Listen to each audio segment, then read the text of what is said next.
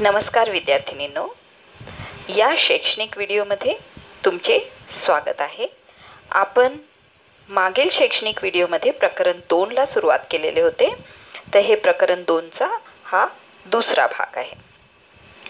प्रकरण 2चे टायटल होते जन्मपूर्व विकास, म्हणजे बालकाच्या जन्माच्या आधी त्याचा विकास कशा पद्धतीने होतो त्याच्याबद्दलचं हे प्रकरण आहे. या प्रकरणाच्या अंतर्गत आपण जन्मपूर्व अवस्थेवर परिणाम करणारे घटक आणि जन्मपूर्व अवस्था किती असतात ते बघितले होते. आणि आज आपण बघणार आहोत प्रसूतीचे प्रकार. प्रसूतीचे प्रकार किती आहेत आणि त्याच्यातील सगळ्यात पहिला प्रकार जो आहे तो आहे सिझेरियन सेक्शन किंवा शस्त्रक्रियेद्वारे प्रसूती करणे. शस्त्रक्रियेद्वारे प्रसूती करण्याकरता शस्त्रक्रिया करून मातेच्या गर्भाशयातून अर्भकाला बाहेर काढले जाते. ही शस्त्रक्रिया केव्हा केली जाते? जेव्हा मातेला प्रसूती कळा येत नसतील तेव्हा. जर जन्माला येणारे बालक पायाळू असेल तेव्हा, आणि जर बालकाचे डोके मोठे असेल आणि नैसर्गिक पद्धतीने जन्म होणे शक्य नसेल तर बालकाला शस्त्रक्रिया करून मातेच्या गर्भाशयाच्या बाहेर काढले जाते. जर जन्माला येणारा बालक पायाळू असेल तर सर्वसाधारण जी नैसर्गिक प्रसूती असते, जी आपण पुढे करणार आहोत, नैसर्गिक प्रसूतीमध्ये आधी बालकाचे डोके बाहेर येते आणि ते, कारण की डोकं बाहेर आलेलं असतं म्हणून तो आतल्या आत गुदमरत नाही. पण जर बालक पायाळू असेल, म्हणजे त्याचे पाय आधी बाहेर येत असतील, तर त्या ठिकाणी त्याचं डोकं मातेच्या शरीरातच राहून जाते आणि त्या ठिकाणी तो गुदमरण्याची शक्यता असते. म्हणून शस्त्रक्रिया जी आहे ती त्या ठिकाणी केली जाते. अर्थातच सिझेरियन सेक्शन करून किंवा सिझेरियन करून बालकाचा जन्म जो आहे तो केला जातो. त्यानंतर प्रसूतीचा दुसरा प्रकार आहे व्हॅक्यूमच्या मदतीने प्रसूती. व्हॅक्यूमच्या मदतीने प्रसूती करण्याकरता जर बालकाचं डोकं बाहेर येण्यास वेळ लागत असेल तर त्या ठिकाणी बालकाच्या डोक्याला व्हॅक्यूम लावून त्याला बाहेर जे आहे ते ओढल्या जाते. आणि तशीच त्याच्या पुढील प्रकार आहे चिमट्याच्या मदतीने प्रसूती. चिमट्याच्या मदतीने अर्थात फोर्सेप्स लावून बालकाच्या डोक्याला त्याला बाहेर ओढल्या जाते, जेणेकरून डोकं जे आहे ते बाहेर येईल आणि बालक गुदमरणार नाही. तर हे झाले आपल्या 3 प्रकारचे प्रसूतीचे प्रकार. चिमट्याच्या मदतीने काही वेळेस बालकाच्या मेंदूला इजा होऊ शकते, आतल्या आत रक्तस्राव होऊ शकते आणि त्याचा परिणाम बालकाच्या मेंदूच्या वाढीवर होऊ शकतो.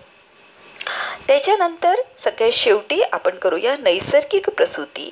नैसर्गिक प्रसूतीच्या प्रकारामध्ये मातेला कळा येऊन बालकाचा जन्म होत असतो.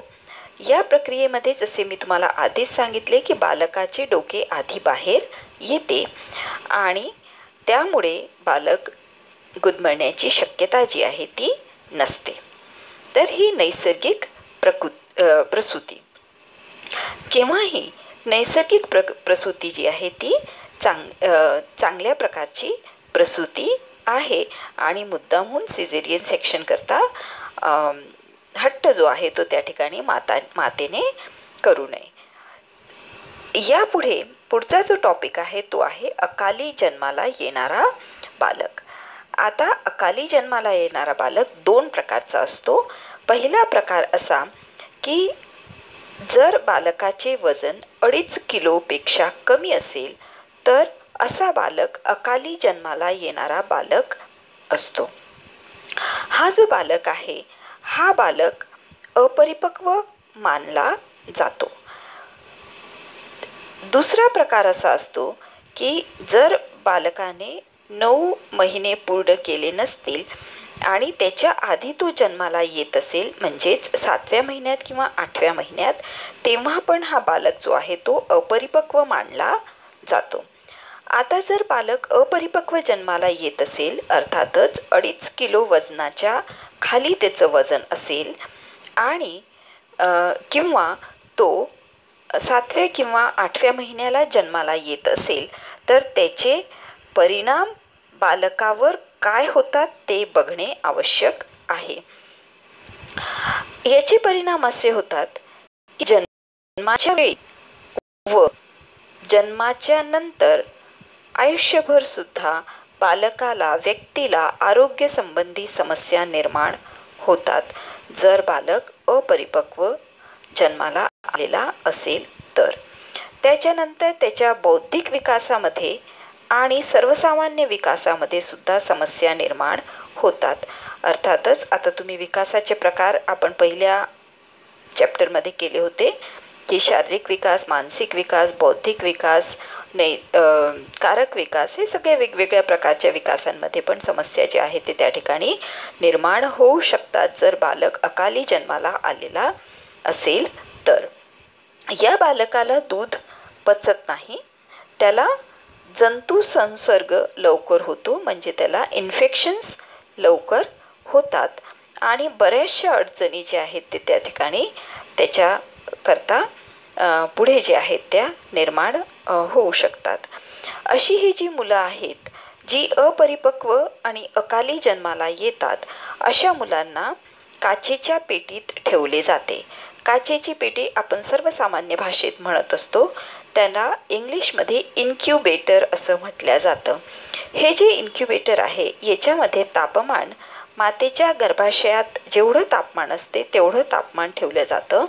बालकाला त्याच्यात त्या काचेच्या पेटीत ठेवलं जातं आणि त्या ठिकाणी त्या बालकाला जोपर्यंत त्याचं वजन 2.5 किलो आणि त्याच्यावर होत नाही किंवा तो त्याचे जे कमी राहिलेले दिवस असतील ते भरून येत नाही, तोपर्यंत त्या बालकाला त्या काचेच्या पेटीमध्ये अर्थात इन्क्युबेटरमध्ये, अर्थातच जिथे मातेच्या गर्भाशयासारख्या परिस्थिती निर्माण केली जाते त्या ठिकाणी त्याला ठेवलं जातं आणि जेव्हा तो परिपक्व होतो तेव्हा त्याला बाहेर काढून मातेला सुपूर्द जे आहे ते त्या ठिकाणी केलं जातं.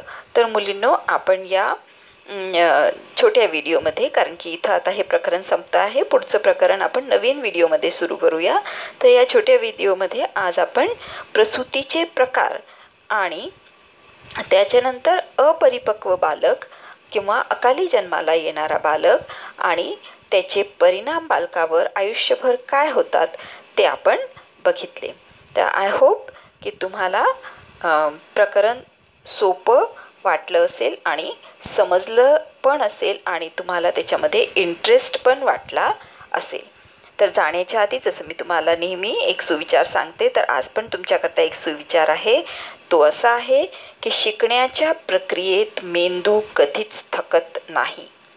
त्याला सक्रिय ठेवले नाही तर त्याला थकवा येतो.